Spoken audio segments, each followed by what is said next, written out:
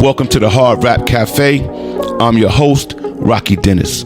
On this week's episode, I'll be interviewing Ambassador Rick as we dive into the early days and his move from Brooklyn, New York to South Carolina, eventually landing in Hampton, Virginia. We'll discuss his extensive music legacy from solo records such as Fake Love to collaborations with the likes of Conway the Machine and Benny the Butcher. We'll take a journey through the Opioid Era and some notable releases such as the RZA and Havoc tape and the 2023 Knots Raw produced Black Tar. And finally, we'll bring you up to speed to the Spookz, the newest group, including Ambassador Rick and Grunge Gallardo, and their self-titled The Spookz, who's set by the speaker, executive produced by Lord Jamar. So tune in as we tap in with Ambassador Rick. Let's get into it, man. Here we go, man. Welcome to the platform, man. My man, Ambassador Rick. On Hard Rapp Cafe. How you doing, brother? I'm coolin', brother. Pleasure to be here, man. Pleasure to be here, man. Word. Yeah, man. Yeah, man. I'm glad we could connect, man. So jumping right into it, man. Moving to Virginia in '93 from New York.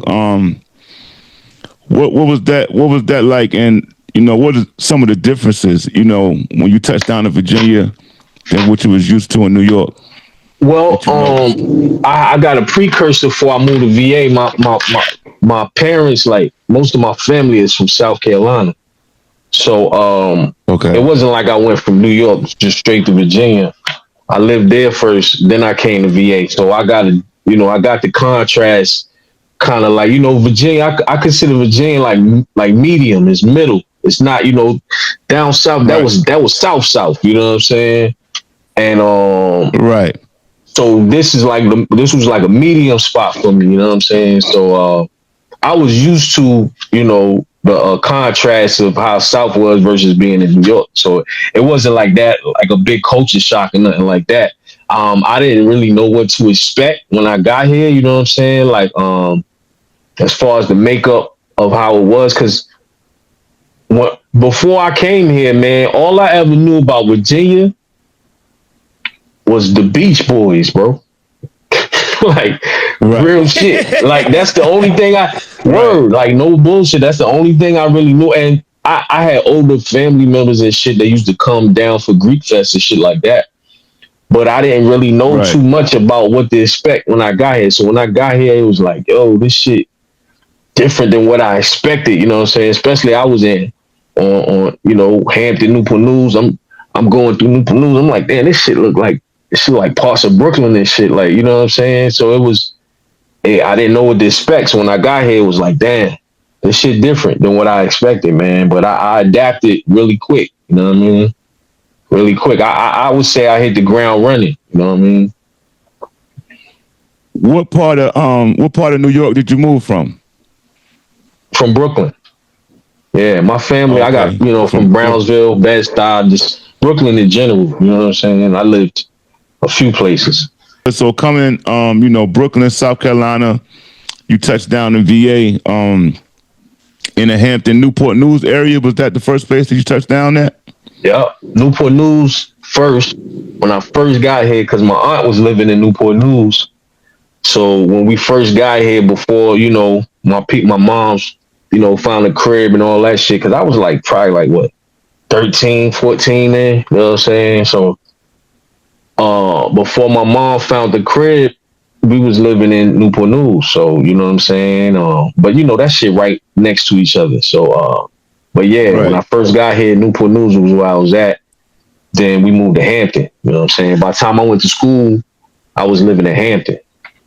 Mm-hmm. Now that was my next question. What schools did you attend when you got to Virginia? When I got here, I was in the 8th grade. Like I said, I was 13. So I was going to Lindsay. You know what I'm saying? Lindsay Middle School in Hampton. You know what I'm saying? So that's why I met Jackpot, Whoop, you know what I'm saying, from Nova. That's where I met them at.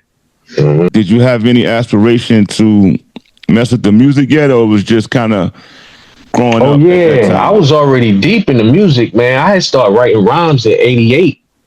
I was like shit 5 years in rhyming when I got here. You know what I'm saying? And, you know, pause button. You know what I'm saying? Loops and shit, and you know what I'm saying? Record, not really going to real studios, but recording on like, you know, little, you know, setups. You know, niggas had karaoke setups with the 2 decks and shit like that. You know what I'm saying? So I was doing all that type shit before I got here. So when I got here, I was already kind of seasoned a little bit. You know what I mean? As far as that shit went. Where did that influence come from, man, to get you like that? You know what I'm saying, at an early age? Just loving hip hop, man, and having access to certain shit. Like my mom was cool with Kane's pops. You know what I'm saying? So coming up, I used to be around. You know, I won't say, oh, I had a relationship like we used to kick it all the time because they was older, much older. But I used to see Kane and shit like that. You know what I'm saying? Early. I went on tour with X Clan when I was like 11 years old. You know what I'm saying? Me and my brother, we did I would say we did spot dates because I wasn't like traveling with them everywhere. But my cousin, I mean, not my cousin, but one of my mans was Professor X's cousin. You know what I'm saying? His uncle was Sonny Carson. So I used to be around Sonny Carson and all that shit as a kid. You know what I'm saying? Being on tour, YZ, you remember YZ? Damn right. Yeah, you know what I'm saying? On tour with them niggas, we're doing shows, doing spot dates with them niggas. Me and my brother be on stage holding flags and shit. You know what I'm saying? The African medallions, beads, all that shit. You know what I mean? So yeah, I was, you know, immersed into that shit. And I used to be a B-boy. I used to break dance, all that shit. You know what I'm saying? So I was always into hip hop. Like I got photos of me like fucking 7 years old holding big boom boxes and shit like that. I was into hip hop early. So by the time 88 came around, man, you know, that was the golden year with all the shit, you know, Kane came out. Right. You know, all the dope albums that came out that year was like, yo, man, I want to do this shit. So I was writing, but I wasn't letting nobody hear me. Only person who was hearing me was my brother. I got an older brother. My brother's like almost 3 years older than me. So I was writing, and you know, by the time I started letting people hear me, I was already, I mean, not to toot my own horn, but I was already good. You know what I'm saying? Like I knew what I was doing by the time I spit my first rap in public. And my first response was good. You know what I'm saying? I never had the period of time where I felt like, oh shit, man, niggas is dogging me. I gotta get better. Like my first time rhyming, the people that I was around, the few, you know, everybody wasn't rapping back then like it is now. So the few people that I would encounter that was already rapping, shit, I was already just as good or better than them. And these is older guys. You know what I'm saying? I was always like the youngest nigga doing it in whatever circles I was around. So yeah. You started out as a solo artist, and how long, you know, was it before you know, came into a group? Started with me and my brother was a group. You know what I'm saying? Right. Me and my brother was a group, and then when we moved to South Carolina, we had other guys. You know what I'm saying? Shout out to my guys out there, man. 803, they still rapping. It's like a whole crew of MCs in South Carolina that some of them was rhyming already. Some of them started rhyming after we came around.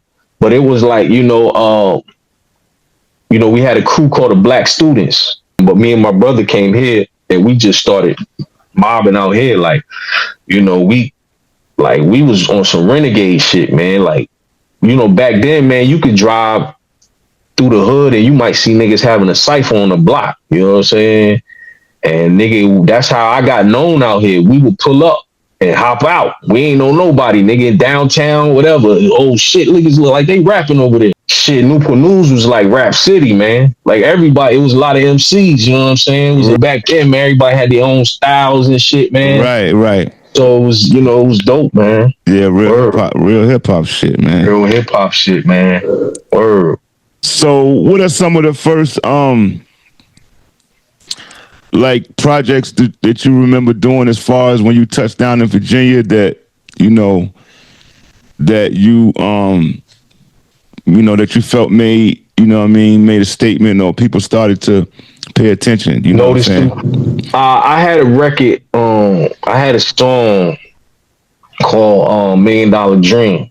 That was like uh one of my first joints that I recorded that, started moving around, you know what I'm saying? And man, it impacted, like, niggas used to fuck with that shit. Like, matter of fact, like, this is when Jackpot and Wook and them niggas used to stay off of Lassiter. We was real tight. And them niggas, I had a different style, my sound, I still got my New York shit kind of still heavy, you know what I'm saying? So niggas used to like the way I rap. And I remember I used to call Wook sometimes. This is back before niggas had cell phones. I hit Wook like, yo, what's up, man? What y'all niggas doing? Me and my brother probably would come over there. It'd be a house full of niggas, man. Swill, fucking, whoever motherfucking that was around at the time. That nigga Wook would put me on the phone. Niggas would ask me to kick the rap on the phone, like, and pass the phone around, like, this nigga crazy. They used to call me Rick the Ruler back then. They used to pass the phone around, like, this nigga want to hit to kick that shit again, Rick. You know what I'm saying? Type shit. So that was my first joint that really kind of grew some legs. You know what I mean? It wasn't an official release, but it was like my first recording that kind of like got out there. It wasn't my first recording that I did, but that was my first official recording that kind of got some, you know what I'm saying, some legs. You know what I mean? So yeah, that was it. Rick the Ruler now.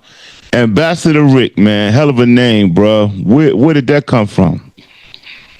Oh man, just exploring, different names. I went, we all went through our different name changes and shit. When I first started rapping, my name was Anonymous Tip. Okay. You know what I'm saying? I don't know where the fuck. I think I was a big Q-Tip fan or some shit back then. You know what I'm saying? So, because when I first started rhyming, I ain't had no name. For maybe like the first couple of years, I ain't had no rap name. I was just writing raps, and then niggas kind of called me Rick the Ruler because I had this rap where I was, making it like I was a ruler. You know what I'm saying? Like measurement. You know what I'm saying? The shit was called Size 'Em Up. I ended up making it a song too. That was like my first official single that I pressed up. It was on cassette. Me and my man Lee Grant. Matter of fact, he produced it. You know what I'm saying? That was the first official release that we pressed up and put out. Niggas went to motherfucking disc makers and all that, got the cassettes pressed up. Oh, that was way back. You know what I mean? So, but yeah, that was my name then. And the Ambassador came from, I just looked at it like I was kind of like an ambassador in the area because I was fucking with everybody. I wasn't one of them niggas like, back then, Hampton and Newport ain't really meshed. You know what I'm saying? Niggas not really rocking with each other. So I was one nigga that would be in Hampton, rapping with the Shell Road niggas, you know what I'm saying? Or whoever niggas out kicking 10 or, you know what I'm saying? T-Top and them niggas and, Keith and, them niggas was calling themselves Shaolin Soldiers back then on Shell Road because they had to connect with the guys out in Suffolk that was cool with RZA. You know what I'm saying? So they was in the midst of trying to put some shit together with Wu-Tang. So they was going as the Shaolin Soldiers. And I used to be fucking with them, fucking with downtown niggas. You know what I'm saying? I came across all the downtown rappers from fucking Quasi to Lottie to, you know what I'm saying, Solo.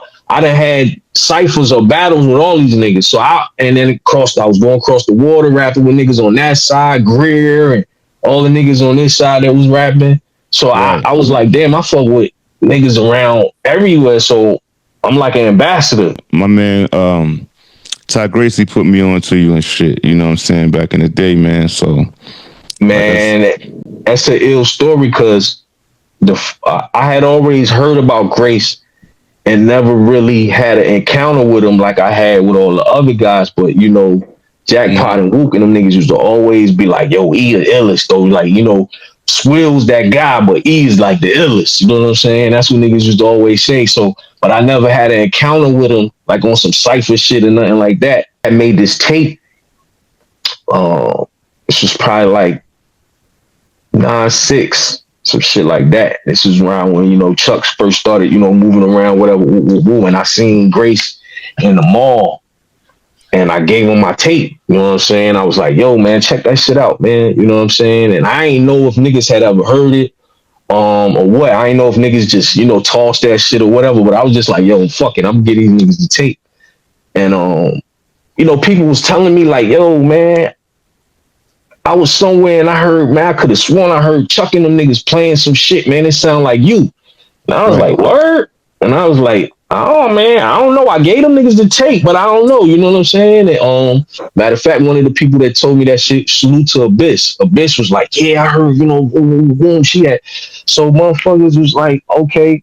And the crazy thing, I never got a confirmation for that shit until like, I would say probably like 5-6 years ago. Me and Grace did a joint with Point Guard, and we was kicking it at Point Spot. And Grace was like, yo, I remember that tape you gave me in Coliseum, all that. I was like, word? You remember that shit? He was like, yeah, nigga, we was fucking with that shit. I was like, damn, I never knew niggas was fucking with it. Like, you know what I'm saying? So yeah, I was like, yo, that's love, man. That's crazy. I never knew. You know what I'm saying? I always used to hear niggas whispers of it, but I never knew. So that was dope. Word, man.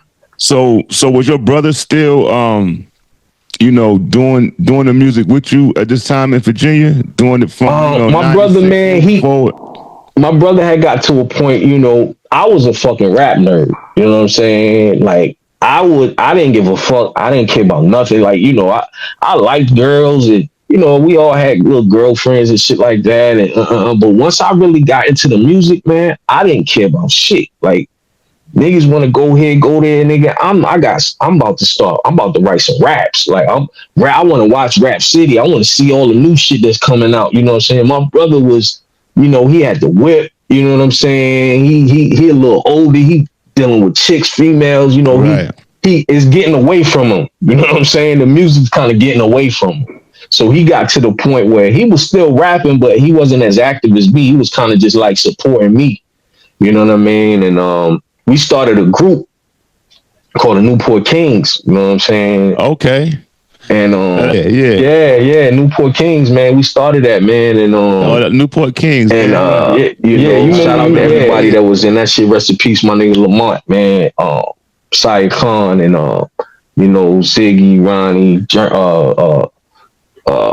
we had a whole crew of niggas. My man Mike Narcissus, and everybody that was in that group, man. We made some shit. We made a lot of dope shit. But my brother was getting on some of those records. He popped up on maybe, he wasn't on every song, but he was still active a little bit. But I just kind of got, I guess, a little more advanced than him because I was still working, still writing, still, you know what I'm saying? I wanted to do the music. I wasn't really focused on nothing else.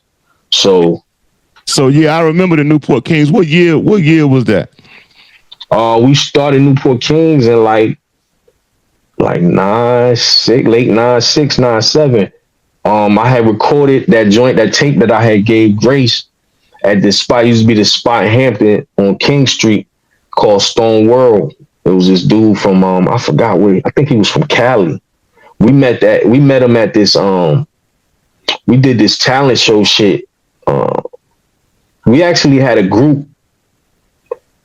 The name was crazy. It was a name called Jackanaps, right? It was a word we heard about on a fucking. I got it from a movie or some shit. You know what I'm saying? I just thought it was an ill name at the time, ill word at the time. So it was me, my brother, my man Mass. This was before Newport Kings, and my man Lamont and Abyss. She was part of the group too. She was the female rapper in the joint. We did this show.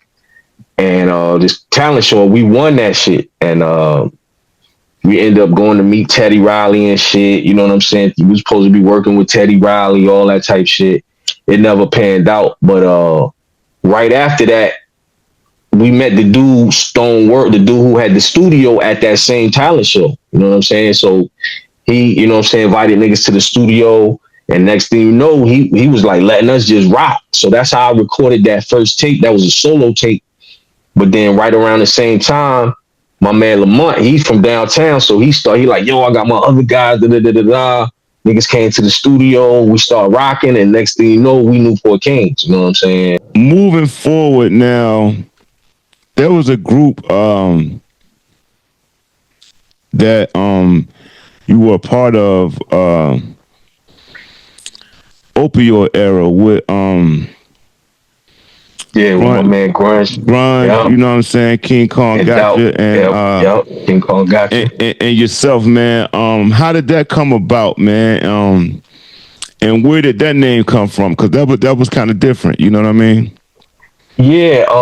Well, what happened was around, I would say like around I'm not nine. 2008. There was these guys over here from Norfolk, a production team called Caution and Valley, and they was cooking up shit at the time. Some younger guys, you know what I'm saying, and they ended up having an award show out here at the Stanley Center in Virginia Beach. It was a Virginia Music Awards type shit, and I had did a joint with them. Doubt had did a joint with them. I had already knew Doubt because Doubt had hosted a mixtape because he was still DJing for the Clips at the time. Right. So he had hosted a mixtape for me, but he had also hosted one of Grunge tapes. So, and at that time we was some of the niggas that was really getting spins. Like our records was, DJ B was playing Doubt shit, was playing my shit. We was kind of cooking at the time all at the same time. So when they had that award show, they had us as the nominees for best rapper. Me, Grunge, and Doubt. You know what I'm saying? Right. Doubt ended up winning this shit. You know what I'm saying? So that's King Kong Gotcha's Doubt. Yeah, Doubt Gotcha. He was a DJ then. DJ right. Doubt. No, you know what I'm saying? DJ No Doubt. That was his name no then. Doubt. Okay, yeah. Yeah, you know what I'm saying? Then his rap name was King Kong Gotcha. I got you. Okay. But, yeah, you know what I'm saying? So, yeah, he ended up winning this shit. So that was kind of like the bond. We started building a bond from there. We get up every once in a while, do some records together, And time went on, man, and years kind of got passed. But one day was like around 2015, 16. Grunge had started doing the podcast shit. We locked in, and he had just did Doubt interview too, and right. And he had the setup at the crib. He was like, "Yo, man." He just hit me one day after we did the interview. He was like, "Yo, man, Doubt coming through, man. You should come through, man. We just gonna vibe to some beats and shit, and just record, probably make a couple joints." And we had already did shit before. We had records together before, probably like maybe about 5 or 6 records that we had did some freestyles, a joint we had with Knots. So it was like, yeah, let's just come through and lock in. So when we got in that day, we did one joint. It was a freestyle to a Nipsey joint, and we niggas was fucking with it, and niggas was like, yo, we might as well just do a tape. You know what I'm saying? Like niggas had the chemistry, the feeling that we got from the joint. So like, man, let's just do a tape. Niggas ain't really, all of us at that time. I was doing the clothing line shit. I had started, Merc and Jeff shit. I was still rhyming, but I wasn't really, I really didn't have a set direction of where I wanted to go next. So I ain't know, I was recording records, but I ain't had no project I was about to put out. I just had a bunch of songs and shit. And right before that, I had tapped in with Conway&Benny. You know what I'm saying? Yeah, I was going to ask you about that. Yeah, y'all. Yeah. Definitely. So I'll come back to that. But so yeah, when we started, we was like, yo, the next time we came to Grunge crib, we recorded some actual records, no freestyles. And we was like, yeah, these shit's hard, man, and it's like, yeah, let's go ahead and just rock as a group. You know what I mean? I don't know how, we didn't know how long we was gonna do it or nothing at that time. We just like, fuck it, let's do a project. And we was like, yo, what we gonna call this shit? And we was just sitting, smoking, chopping it up at Grunge crib, and we just started talking about what was going on in the streets and shit, and boom, boom, boom, how the streets was changing, and and that nigga Grunge was just like, yeah, this shit like the opioid era. Right. And I was like, damn, nigga, that's a dope ass name. Like, you know what I'm saying? Right. I was like, yo, nigga, that's what we gonna call this shit, the opioid era. Right. It was like, word, that's describing the era that we in right now. Really, you know what I'm saying? Yeah, so that's how that came about. Definitely came across my radar, bro. You know what I'm saying? It was dope shit y'all was putting out. Appreciate that, bro. How did the Rick Ross collab come about? The I'm Like That joint. Okay, that's a whole nother era, man. Like, me, man, I'm gonna say this before I get into that. I always had the mentality of keep it moving.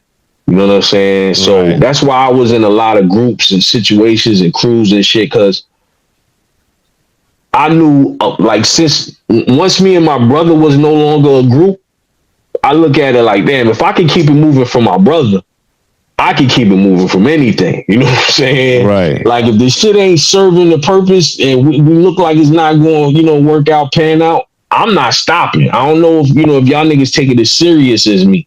So when shit start getting shaky or shit start getting, we getting too long of a hiatus, I keep it moving. You know what I'm saying? So I started a label, me and my two partners, my man Arizona Fetty, my man Big Wody.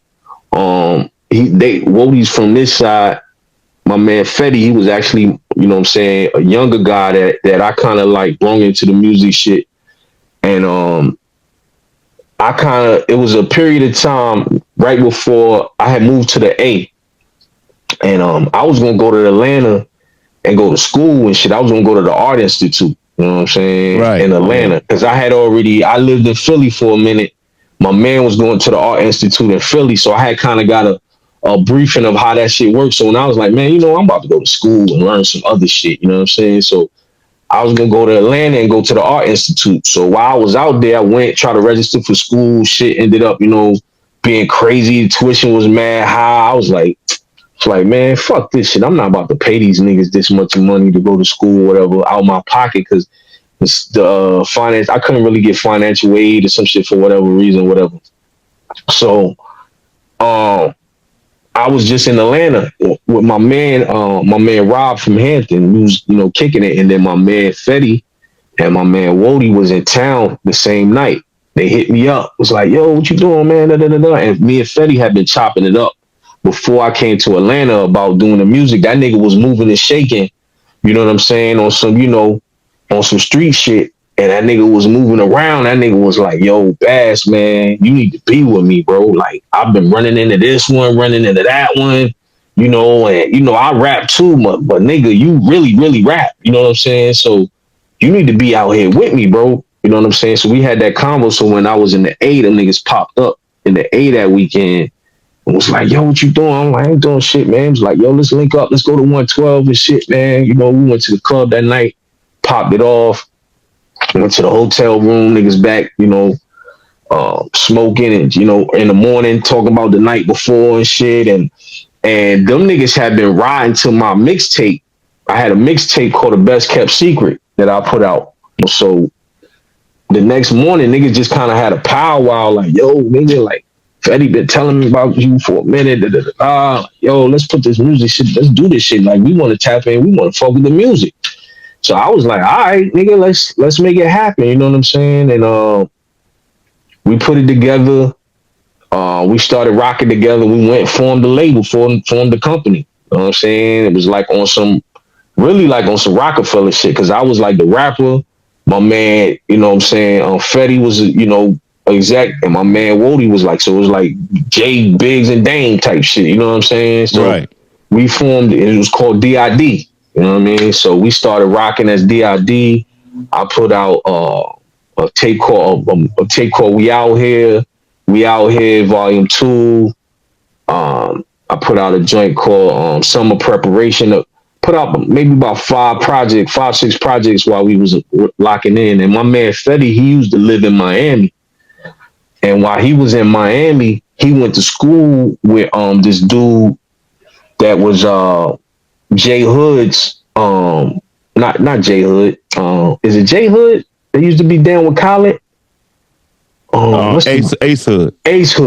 Ace Hood. My bad. Pardon me. Yeah. Hey, he went to do with the school with the dude that was managing Ace Hood. Yeah, he linked up with him. And at the time, we was like, yo, we should get a feature, like, you know what I'm saying? And so his man was like, nigga, I could put you with this one, that one. I can get you Ace Hood. I can get you Ross. And that was at the time Ross was cooking. You know what I'm saying? This was, so he had the Port of Miami out. And this was right before I'm the Biggest Boss, that single came out. And niggas was like, yo, what's up? You are trying to do the Ross joint? I was like, I wasn't the biggest fan of Ross at the time. I knew he was, I fucked with some of his joints, but I wasn't like on him like some niggas was like. Niggas were like, nah, man, I'm telling you, Ross go hard, man. Right. So I'm like, you know what? All right, niggas told us what the ticket was.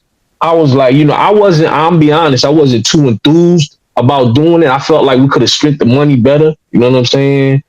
But at the same time, I was like, fuck it. You know what I'm saying? So we did the record, and Ross, actually, we set it up. Ross ended up coming in town like maybe a month later. They had a show. I forgot the name of the show, but it was like Ross. There's a whole bunch of down south rappers on the show. I had started working with Bink too. Me and Bink had reached out to me through Abyss and was like, "Yo, I'm trying to work with Baz." I started coming through Bink's studio. We was locking in, doing shit, and Bink when Ross came to town, he was like, "All right, let's link up." By that time we was in contact with E-Class. That's when E-Class was managing Ross. You know what I'm saying? Right. So boom, we get over there, kicking it with Ross. Young Sav from Def Jam was there. They had their little entourage and shit. So me and my man, we chopped it up for a few hours. Niggas smoked.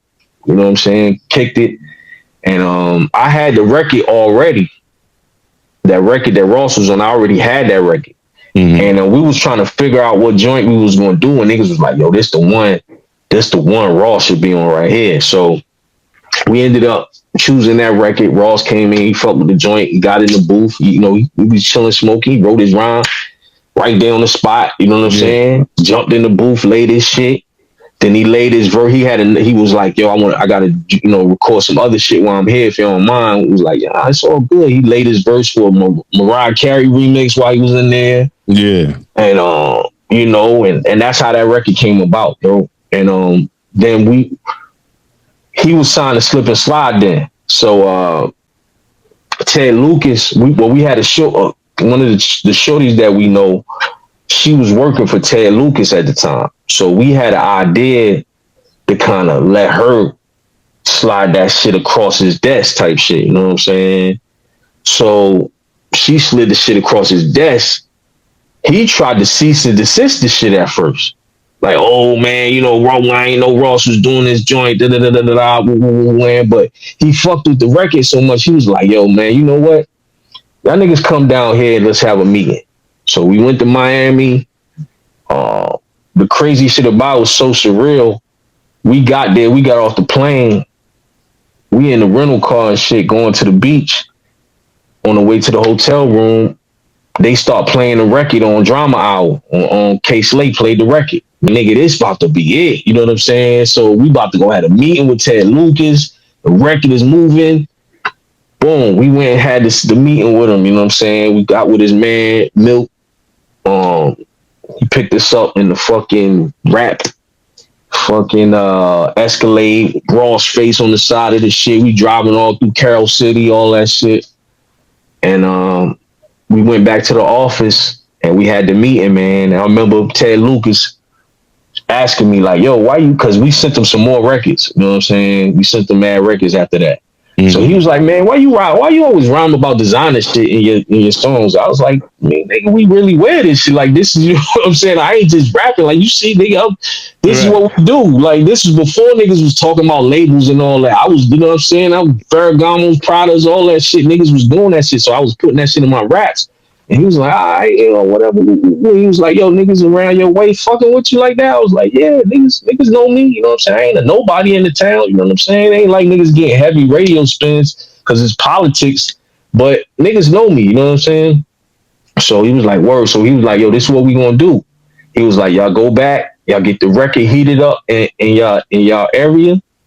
And then we gonna set up a show. We gonna promote. We gonna sponsor a concert. You know what I'm saying? With you, we gonna put the bread up, blah, blah, blah, blah, and we just gonna go from there. He was like, right now we got the distribution with Def Jam or Atlantic, because we got Ross on Def Jam, we got Plies on Atlantic.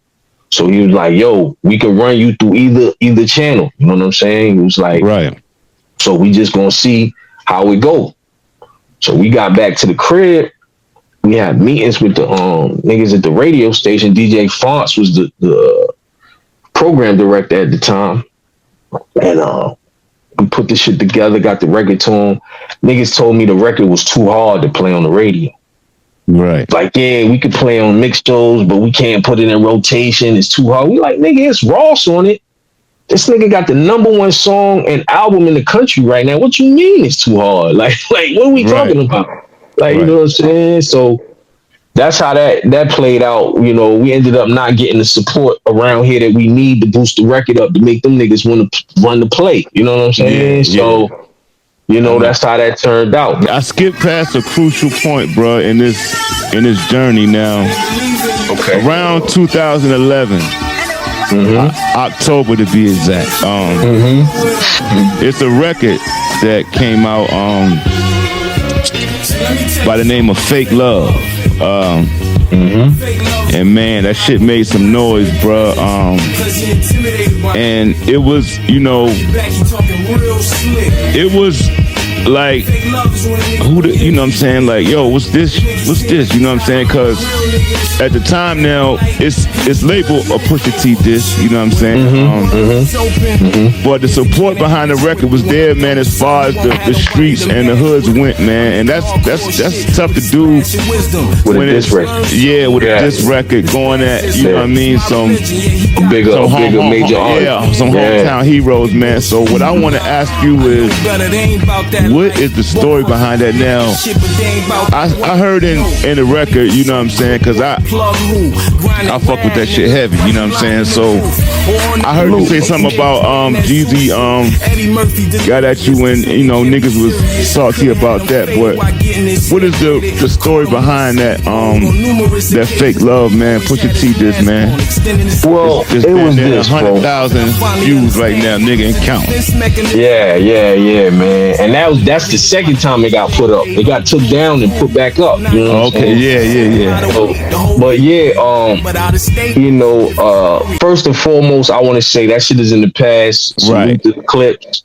You know, they had a crazy run this year. Definitely. Dope album they dropped. Salute to them. You know what I'm saying? But at the time, during the DID era, the dynamic of our crew at the time, being that my man Wody was from that side, he had a relationship with Pusha and them niggas. Right. We had a conglomerate of niggas that, you know, that we was really on some street shit, but we had the label at the time too. Right. So I was getting love, you know, through the music we was putting out, and because of the Voltron of the crew, you know what I'm saying? We had niggas from Chesapeake, Norfolk, the beach. You know, me and my man Fetty from this side, my man Chinaman was from this side. We had some niggas from the city that was, you know, all part of our crew, DID and shit. So, long story short, we was making noise, not just with the music, but with the niggas was getting some money. You know what I'm saying? Right. We be in the spots, you know what I'm saying? And we will be getting the same kind of love that niggas was getting, like, you know what I'm saying? Like, we come through the, you know, the clubs that was popping at that time, Rain, Entourage, whatever clubs that was popping at the time, we come in, we sections, bottles, all that.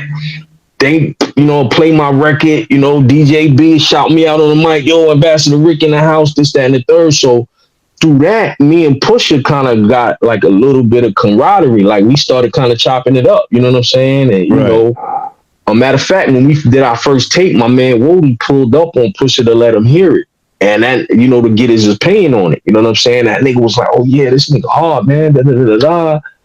And so we was kind of cool, you know what I mean? We exchanged math at the time. I wasn't like on some, you know, you're not my man. I ain't grow up with you, so I wasn't on some calling this nigga every 5 minutes type shit. I never did that. But when we see each other, it'd be love. Like, it was a couple times I came to the spot and be events or whatever. Then it'd be like, yo, Bass, come in with me type shit. You know, we was cool, you know, cordial. You know what I'm saying? So, you know, time went on. Matter of fact, the last time I actually kicked it with this nigga, or, you know, we was having conversation, we was in the spot, we was in the club, and this nigga literally put his, you know, arm around me, was like, yo, Bass, you like one of the only niggas I respect they rap game out here, bro.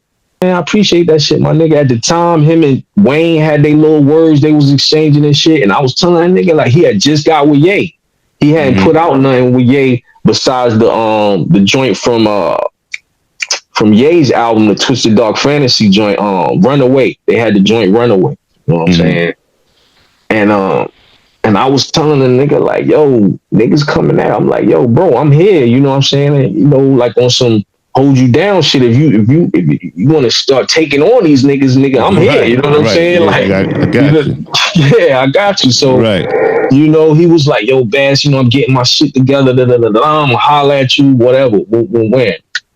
So then, boom.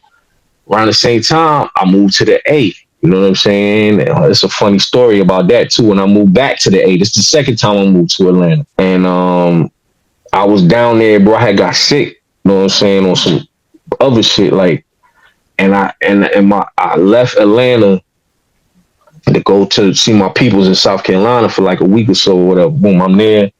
And while I'm there, Nick, my phone started ringing one day. I'm at my brother's crib. My brother had moved back to South Carolina at this time. You know what I'm saying? So I'm at my brother's crib, and my phone just started ringing. Like, first nigga got on the phone, yo, you ain't hear that joint? I'm like, what you talking about? Man, this nigga Push just dissed you, bro. I'm like, what? Like, yeah, nigga, this nigga dissed you on this joint. I'm like, word? Boom. After I hang up with this person, another person calls. So I got probably like 5 phone calls that day. You know what I'm saying? Because he had this record, a freestyle that he did over a Drake joint. It's called Don't Fuck With Me. And on the record, he said, local niggas, something can't hold a hand or whatever. You know, niggas had songs with Trey, but still couldn't do it. And I had the record called Baby It's the Grind with Trey Songz on the hook. It was a sample. It wasn't actually Trey Songz singing. It was a sample. My man M Mills made the beat. Salute to him. Rest in peace, my nigga M Mills, man. He had made the beat. I actually brought the concept to him. It was part of one of Trey Songz records. Baby, it's the grind. I was like, yo, I want you to loop that shit and make that into something. So I made it. I made the record. They was playing it on the radio. It was getting mad spins around here, all that. So he said, yo, niggas put Trey on the hook. It still couldn't save him. You know what I'm saying? So niggas was like, oh, because it was, you know, he was referring to a local nigga that had Trey Songz on the hook. You know what I'm saying? Right. So niggas was like, man, ain't nobody here. You talking to Bass. You know what I'm saying? So it's like, yo, you know what I'm saying? So I immediately started trying to reach out to see what was going on, you know, because we had mutual friends. We had niggas we knew that, you know, that knew some of my niggas. I knew some of his niggas, whatever. So I ended up getting on the phone with E, you know what I'm saying? Big E, fam cousin, he was kind of doing, I guess, role managing the Clips at the time or something, you know what I'm saying? Him and Jeezy was managing the Clips. So I reached out to E. I'm like, yo, E, what's up with this shit, man? Like, you know what I'm saying? And he was like, man, that nigga ain't dissing you, man. This, that, and the third, boom, boom, boom. He talking to J. Cole. He talking to Drake. You know, they was saying all types of shit. He taking shots at, you know, because he had supposedly took a shot at Hove on that joint.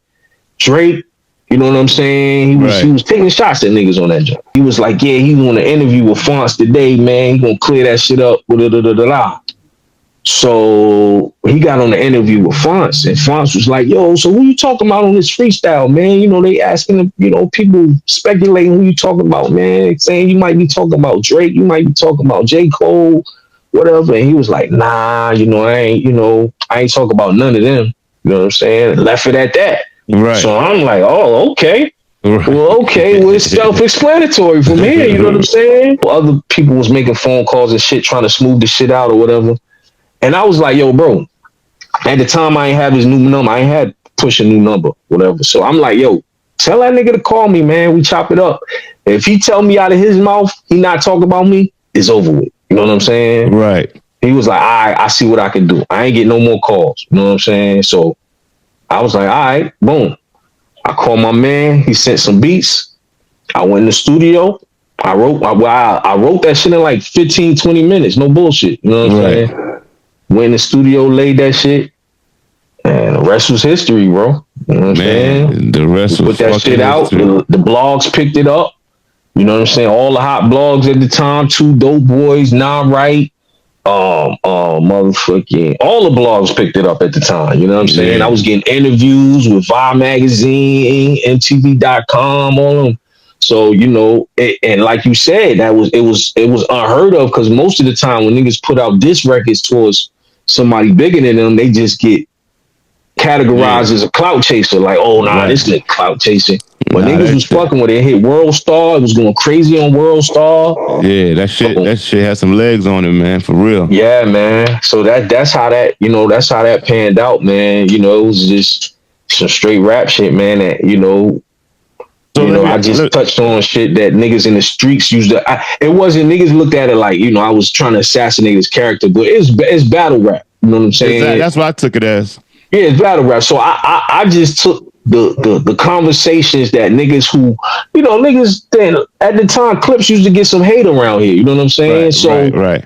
The niggas that used to say, oh, this, that, and the third about niggas, I say, okay, I'm gonna put all that in the rap.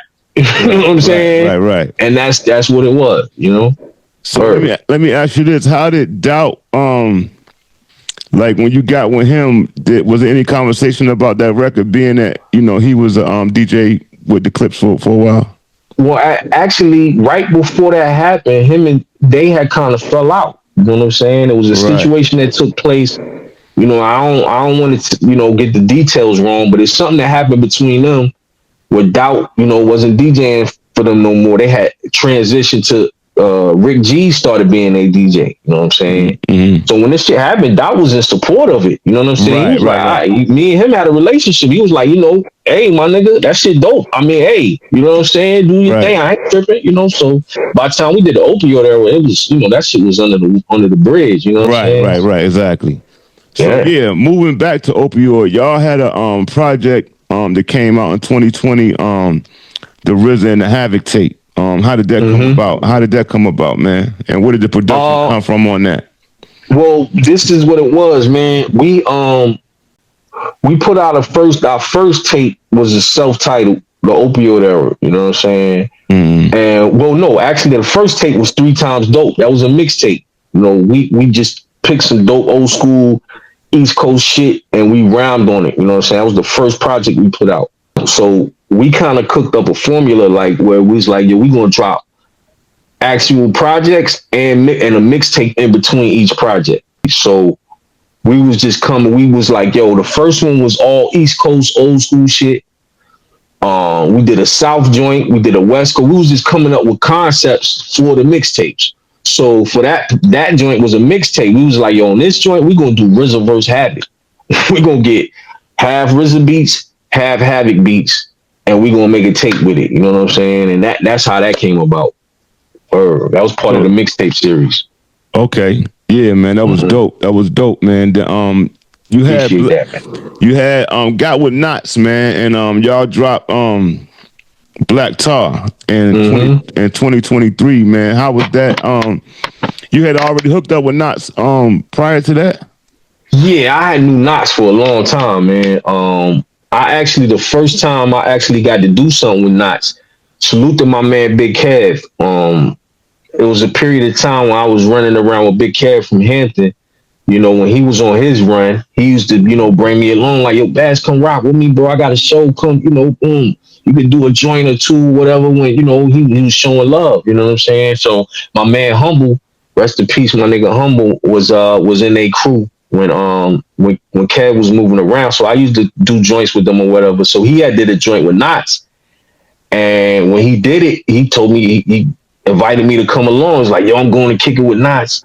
I used to see Knots back in the 90s at Third Eye Studio. Salute to Pete, Joe City. You know what I'm saying? We used to go through there and record. So when Knots first started getting his first placements, we used to be in sessions together. Like, he'd be in the other room, we'd be in the other room.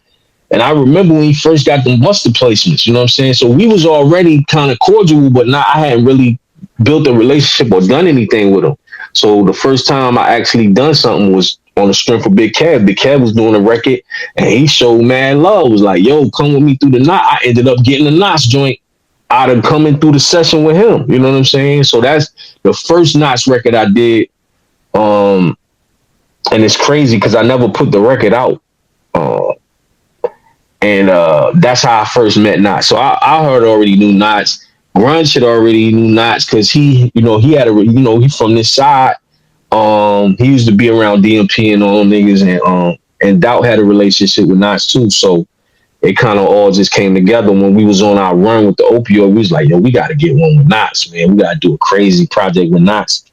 So actually, when we dropped that shit, man, we had that project for like 3 years. We was sitting on that joint. You know what I'm saying? Yeah. We was just trying to build up the momentum. We was like, yo, we gonna hold this shit to the right time and then drop it. You know what I'm saying? So it ended up being the last Opioid Era project. We had mentioned earlier the collab with Benny and Conway. Now, you was one of the first guys that I saw or y'all, you know what I mean, get with Benny and Conway, man. How did y'all pull that off? Man, for real, it was just like some internet shit, bro. Like I came across Benny and Westside first early. You know what I'm saying? When they first started cooking, I came across their shit and I was fucking with it. It was like it kind of inspired me to get back. You know what I'm saying? I was kind of on the hiatus, and I was like, yo, niggas is fucking with this type shit again. I was like, okay, because shit had got funny for a minute, man. It was it was all types of different sounds going on, and the type of shit that we do wasn't really being celebrated. So, when I heard Westside and niggas was cooking, I'm like, damn, this niggas out here checking for this type shit. I'm like, damn, I gotta get back to it. Like, you know what I'm saying? Like, damn. So, of course, by the time I tapped in, Westside had started moving. Conway too, but he still wasn't as big as Westside. So I just reached out to niggas like, yo, what's up, man? I'm fucking with y'all niggas shit, man. I'm from VA. I sent niggas some records. Niggas was fucking with them. Like, oh yeah, man, this shit dope, bro. Benny might have had 1,500 followers on Instagram at the time. You know what I'm saying? Right. Shit like that. So me and Benny was actually supposed to do a whole tape together. Moving on to the Spookz now. Your music journey, man, is hellified, bro. You definitely, do your thing out here, bro. You know what I mean? So appreciate that, bro. So now with this latest effort, so the Spookz consist of you and Grunge. Is this a transformation or is this totally different as far as Opioid Era? Is this because it's really y'all two minus a member, you know what I'm saying? Yeah. Minus Doubt. Is this a another evolution of Opioid Era, or is this something on its own?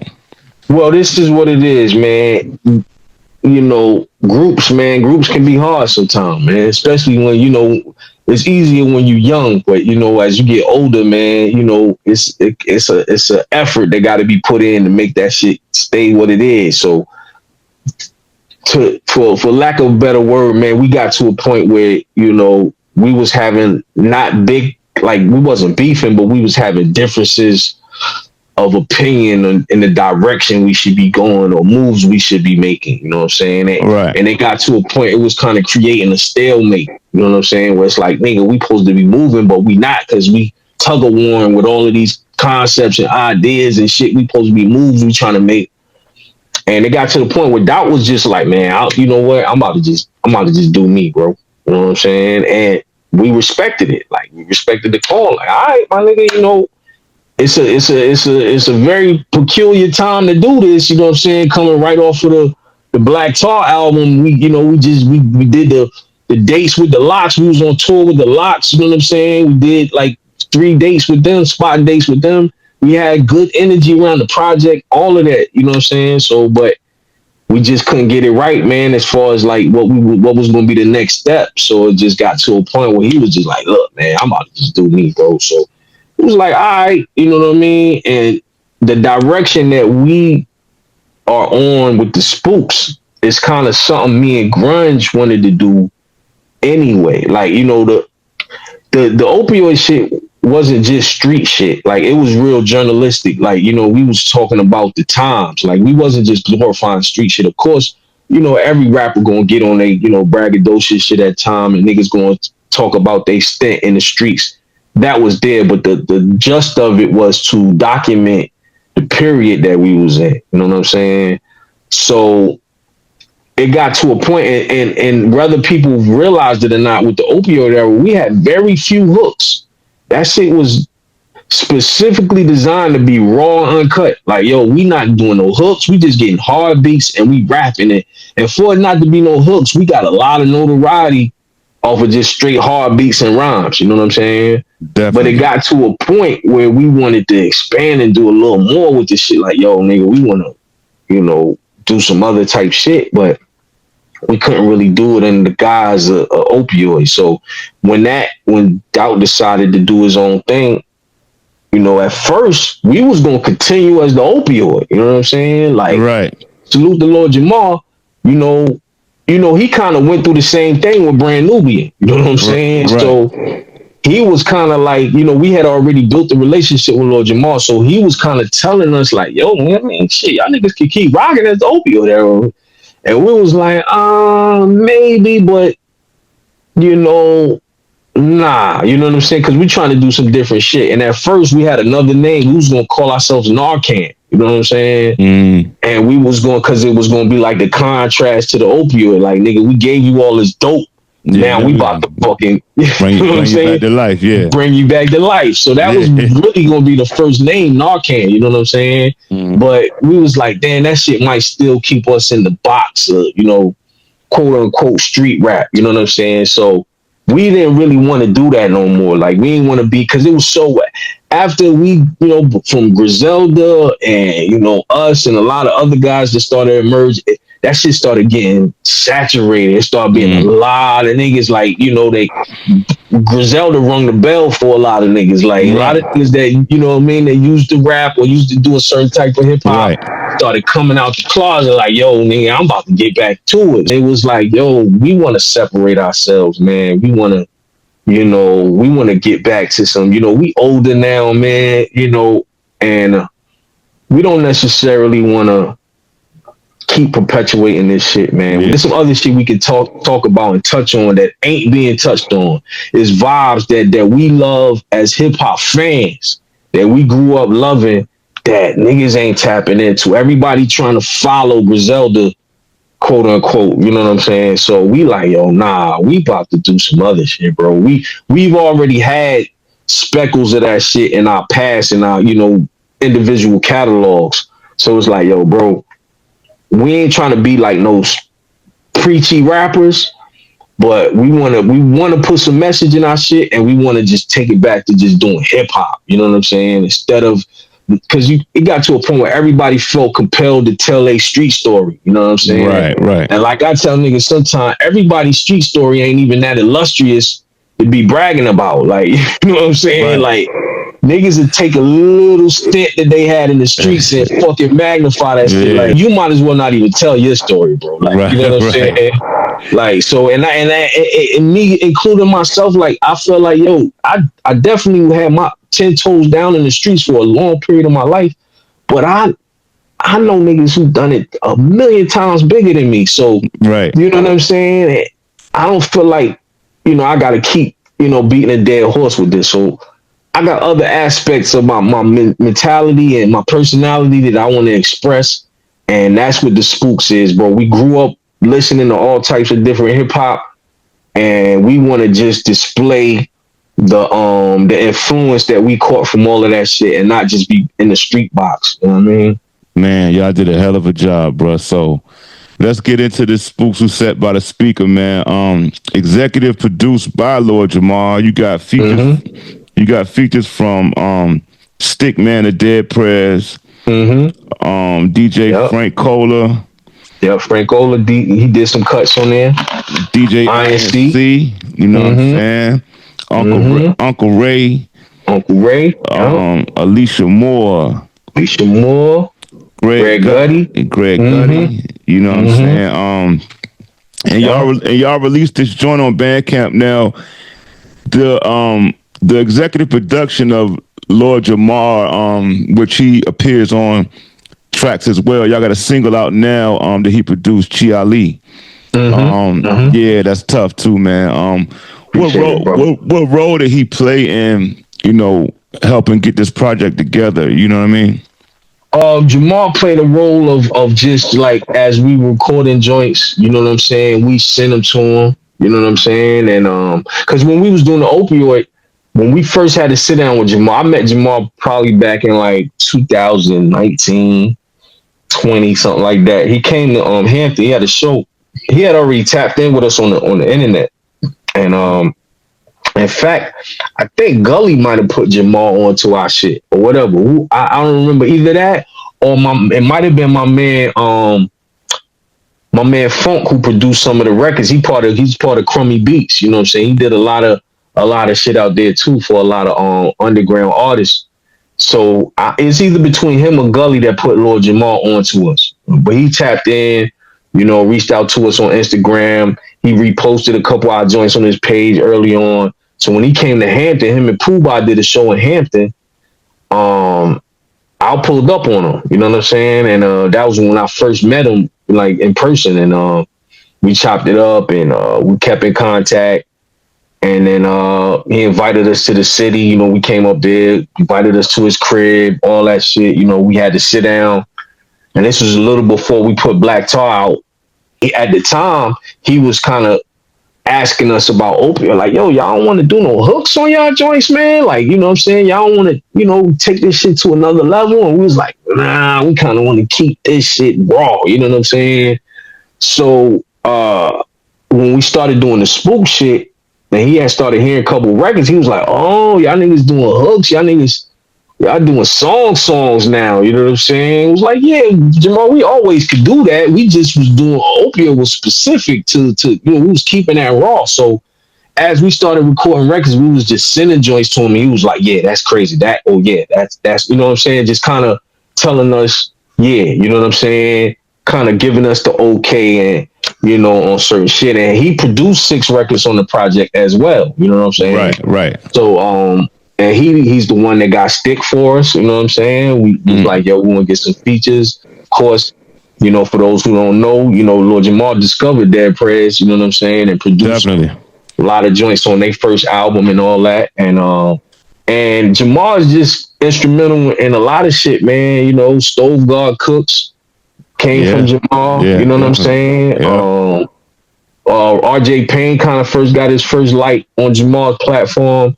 So Jamar has been instrumental in a lot of behind the scenes shit with music since the beginning of niggas didn't even know Jamar was producing a lot of the brand Nubian joints. You know what I'm saying? Kind of lended his ear and kind of, gave us the salute on a lot of shit. So that's why I was like, yo, and him producing 6 of the records was like, okay, that's how that came about. So yeah, man, that's it's a dope project, man. I think it's 18 joints up there. 18 joints. Yeah, man. Yep. I definitely checked it out, man. And it's like a breath of fresh air when you listen to, a project like this, man, that's focusing on the creativity, man, of music and, and the growth and evolution, man. We wanted to show, you know what I'm saying, growth. Like, we in our 40s, bro.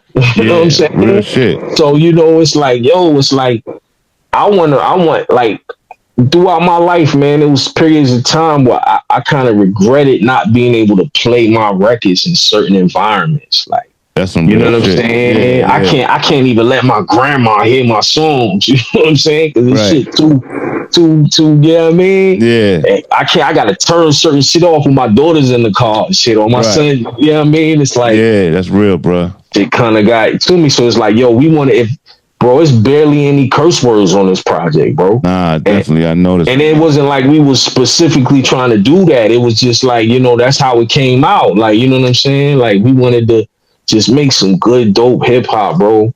We felt was missing, man. And it came together, bro. We locked in. We really did that during like 2 months. You know what I'm saying? For real. We was linking up every weekend, just knocking out 2-3 records and until that joint was done, bro. So what did the project title, man, the Spookz was set by the speaker, where did that come from, and what does that mean to you, man? Well, it started out as a song title that I had in my head, you know what I'm saying? I just stumbled across it for real. I had revisited the movie, the title just kept popping in my head, and I was like, yo, I want to do something with this, but I gotta flip it though. I don't want to just be the Spookz who sat by the door. Right. So I was just like, yo, the Spookz who sat by the speaker, because we got the most notoriety as Opioid Era. So we kind of came in the game under the guise of street rap.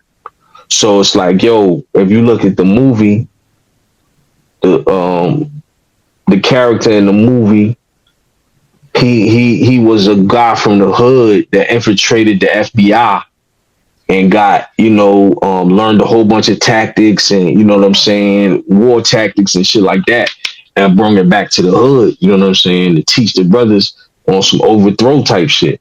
So we like, yo, we came in the game as street rappers, and now that we got this notoriety, we gonna give niggas this food, this brain food, you know what I'm saying, while they paying attention to us. So, it was like the reverse of it. So it's like, all this is, we're reminding niggas, or yo, it's more to this shit than just street shit, bro. You know what I'm saying? Hip hop used to teach us. You know what I'm saying? Right. Shit that we grew up on. We learned a lot of the shit that we learned early on through hip hop. It might have pointed us in the direction, this, that, and the third. Like, you know what I'm saying? Yeah, we live by those lyrics, bro. Yeah. We live by that shit, bro. So it's like, man, us as being older guys now, man, we gotta give more. You know what I'm saying? We can't just be reminiscing about shit we was doing in our 20s and 30s in the streets. We got to give this. We got wisdom and knowledge that we've gained along this path that is necessary to put in the music, and just the mechanics that we've developed as MCs. Yo, let's just make hip hop, bro. You know what I'm saying? Yeah, definitely, man. Where did y'all record this project at? At the portal. You know what I'm saying? That's what we call it, man. The basement, man. Grunge got a basement in his crib, man, and we got the whole setup down there, so it's real comfortable. We're in our own zone there. We come there and we just throw joints on. We get in our zip. You know what I'm saying? We ain't in no other spaces. We can really feel at home when we doing our shit. So that's what we record all our shit in there. That's dope, man. I know it just dropped in September, but how was the reception? The feedback that you've been getting from the project, man? Reception been great, man. It's been great, bro. It's like, it's great to see that people are open to this shit, man. And I feel like, along the last couple of years, people been kind of screaming for this shit. Like, people been complaining about the music and this and that. So, it was kind of perfect timing for this type of, project to emerge, man, because it's needed. You know what I'm saying? Hell of a project, bro. Hell of a project. We did what we wanted to hear. You know what I'm saying? We made the music that we wanted to hear. So it's like, you got to know the void to fill the void. You know what I'm saying? Definitely. So it's like, we like, yo, this is what we want. We would want somebody to do right now. So instead of waiting around for somebody to make that, we gonna make it. So yeah, y'all definitely did that, man. It's a great listen, I want to say something too, man, Danger Man. We got into a lot of my history during this time period, man. And I just want to say, bro, I appreciate this interview because I felt slighted, bro, a lot of times throughout the years, bro. Because I've been here, like, I always felt like I didn't quite get the love that, niggas to salute me in person. You know what I'm saying? I see niggas and niggas like, yo, Baz, you crazy. Oh, you been crazy forever. Oh, I love the new, whatever time or new shit I had at the time. But, from time to time, niggas will put out these lists. You know what I'm saying? Or, niggas will get asked, who's this or that, who was dope, and I'll be like, yo, bro, I was here for all of this shit. You know what I'm saying? Real shit, bro. And niggas sometimes don't mention me. You know what I'm saying? They'd be like, yo, I know I'm not, born in Virginia, but I've been here since 93. You know what I'm saying? There's some niggas that's on the music scene that wasn't even born there. So I've technically been here longer than some of the niggas who are quote unquote from Virginia. You know what I'm saying? So I'll be like, damn, why do niggas not want to mention me? You know what I'm saying? But when they see me, it's oh, yo, Bass, yo, you crazy. But when niggas ask them, yo, who the hot niggas from around the town? Or who's the best from such and such or whatever? And niggas don't be mentioning my name, bro. And I really don't care, but it's like, why? You know what I'm saying? I be wondering why. Like, what do niggas forget about? I don't know. I did a lot of shit, bro, in representation of Virginia. You know what I'm saying? Worldwide. You know what I'm saying? So it'd be like, damn, I don't know what it is. Why niggas don't want to give it up? You know what I'm saying? It'd be crazy. Man, you absolutely right, bro. I definitely can identify. You know what I mean? That's some real shit you talking about right now, bro. That's why I appreciate you, bro. You know what I'm saying? We definitely want to salute you, you know what I mean, for your efforts, man. You've been putting on, you know what I'm saying, for the town and the city, man, for years, bro. Grinding with this shit, you know what I'm saying? Always been a dope MC since I heard you, bro. You know what I mean? And I appreciate it, bro. It's love, because man. I told you, I was a big fan of Crew Thik. You know what I'm saying? Appreciate that, big bro. fan. You know what I'm saying? Nova, Crew Thik, the whole shit. And I was, like I told you on the John, I was always like an unofficial member of Nova. I was there before that shit even formed. So and I was, you know, my guys, Mike Myers, my guy. Yeah, man, Germ, my guy. Yeah. You know what I'm saying? Potty is my guy. Yeah, man, definitely. You know what I'm saying? These are my guys. You know what I'm saying? Yeah. So I was around that shit the whole time. You know what I'm saying? Like I told you, I hit the ground running. So even back to the guys who never, you know, kind of that met their demise, that, you know what I'm saying, but had names in the city.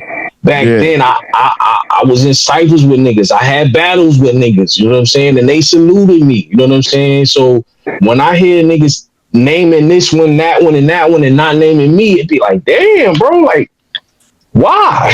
You know what I'm saying? That shit be crazy. Man, you definitely, you know, a staple, you know what I'm saying, man, to the music scene, man, in Virginia, you know what I'm saying? Powerful voice, man, great projects, you know what I'm saying? Always killing shit, man, you know what I mean? And with this new project that y'all just dropped, man, shout to Grunge, man. We gotta circle back around so I can chop it up with the homie. Absolutely. You know what I mean? But it's well appreciated, man. And thank you, brother. Yeah, y'all need to go tap in with that Spookz was set by the speaker, man. That's a tough project. So let me ask you this. Are there any younger artists or, you know what I mean, other artists that you know, when they got something going, you check for nowadays? You know in the town? In the town or anywhere? Oh yeah, I fuck with younger artists, man. I ain't one of those guys, man, that turn the deaf edge. Shit is dope. It's dope. You know what I'm saying? In the town, man, some of the young guys I fuck with, man, Big Money Period, man, Biggie, man, that's nephew right there, man. Yeah, he definitely. He, you know, I watched him develop, you know what I'm saying, and to what he's doing. So salute to him, man. Breeze Barker, he stay working. He from Portsmouth, I think. Pardon me if my, you know, shit slipping my mind right now, but I fuck, but just in general, you know, industry wise, man, I fuck with anything dope, man. From Kodak to you know, Kodak to Kendrick to Cole. Do you feel hip hop is in good hands right now? I feel like hip hop, what we're experiencing right now. I wrote this shit on Facebook today. Rap has to die for hip hop to live. You know what I'm saying? So, we got to a point in hip hop when niggas started making product, man, instead of art. You know what I'm saying? And that shit has been celebrated for too long. You know what I mean? And that's why you got so many complaints about the music now, because a lot of the quote unquote artists aren't artists. They just niggas trying to get a jug off the music. You know what I'm saying? They trying to hit a lick. You know what I'm saying? So they don't really care about the music. You know what I mean? They gonna make whatever they think is people want. And artists are supposed to make the shit for themselves first. This is expression. You're supposed to be expressing how you feel, who you are, how you see the world, and giving that shit to the world and letting whoever like it, whoever don't. You know what I'm saying? You're not supposed to really be tailoring your shit to suit people. you know what I'm saying, if that ain't really what you are. So if you switching with whatever the current vibe is, you're not really being an artist. You making product. You know what I'm saying? You just trying to sell a product to the people. It's manufacturing it at that point. Man, damn right, Bad. So shout out all your social media, man, where people can find you, you know what I mean, and tap in with you and the you know, and check the music out. Of course, Bandcamp for the music, but what's your social media pages? Yeah. Spookz that set by the speaker on Bandcamp. You know, you can get you know, anything that we put out on our label, the portal. Anything is gonna be on Bandcamp. My social medias, Ambassador Rick, you know, on everything, Instagram, Twitter. I don't really be on TikTok like that. I think I got a TikTok page, but I don't really, you know what I'm saying, do that like that. I got a personal page on Facebook as Ambassador Rick. I also have an Ambassador Rick page on Facebook too. So yeah, that's pretty much it, bro. You know what I'm saying? I mean, the portal. Man, Spookz set by the speaker, man. The Spookz was set by the speaker, man. Single out now, Chi Ali, produced by Lord Jamar. Produced by Lord Jamar, man. Man, with that being said, we appreciate you, my brother. Ambassador Rick, you know what I mean? Man. Legendary Salute. MC, man. Legendary MC. Go tap in with him. And more shit coming, man. I got some solo shit coming. Still, I'm working. I'm finishing that up right now. We got more Spookz shit coming right after this. Like we about to, we got a project we working with PA Dre right now. That's pretty much done. We got some shit we working with producer out of France, Kaio Tashi. He's big in France. He's like fucking alchemist in France. You know what I'm saying? So we doing a joint with him, and we just gonna be flooding, bro. More shit to come. You know what I'm saying? Man, listen, man, we're going to stay tapped in with you over here, Hard Rapp Cafe. My brother, I appreciate you. Appreciate this platform, bro. I told you, this shit is dope. Like, salute to the guys that, you know, you've already interviewed, SMOKGOD, DX, the Wild Card, Germ, I watched all of them shits and enjoyed it, bro, thoroughly, man. That shit needs to be here. People need to know about this area and how, you know, we put it down and the different characters and guys who ain't with us no more that can't speak their piece that people in the world need to know about, bro. Like, you know what I'm saying? Like, this shit is definitely necessary, bro. So salute to you for doing this, bro. I appreciate that, man. So thank y'all for tapping in, man. This has been Hard Rapp Cafe and Ambassador Rick, man. Break the bond. Unless it goes against the foundation it was built upon. If you seen the world, how I seen the world.